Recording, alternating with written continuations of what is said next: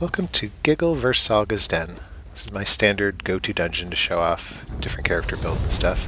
I'm going to do a quick run through with my Nightblade, just to show how they work. So what we're seeing here is Sap Essence. It's one of the Nightblade powers in siphoning. Nice AoE, does a lot of damage, and it heals you, so it's really kind of a go-to ability for any sort of clustered mobs that you have to deal with. For example, the crocodiles. I like to kind of kite around in a circle just to keep them all together, and you can see it just doesn't take very long to take these things down.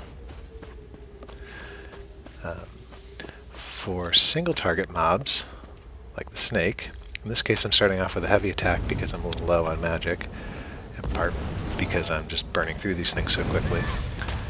I never remember I can't just move out of that for some reason.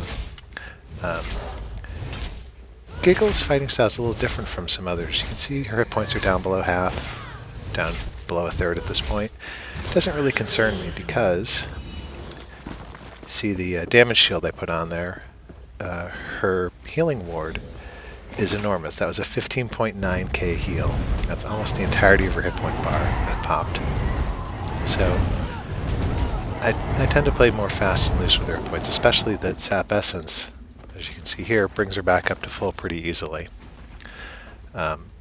One other thing you'll notice in the video is I'm using potions much more commonly. Giggle's a master alchemist herself, so she can make them very easily. Hey, look, I remembered to dodge there. And so it's worth using that to help speed up play. If you kind of time this out, these fights are going noticeably faster, I think, than any of the other ones I've done. Down goes the snake. Potion available. Potion consumed.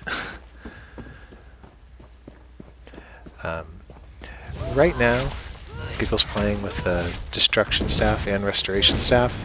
She almost always has the Restoration Staff because that's what gives her healing ward, and it provides a lot of her defenses. I've worked with a bunch of different options for the other bar. Dual wield provides the best damage. Two-handed has some useful things. So the build that you see here is very much a kind of a training build.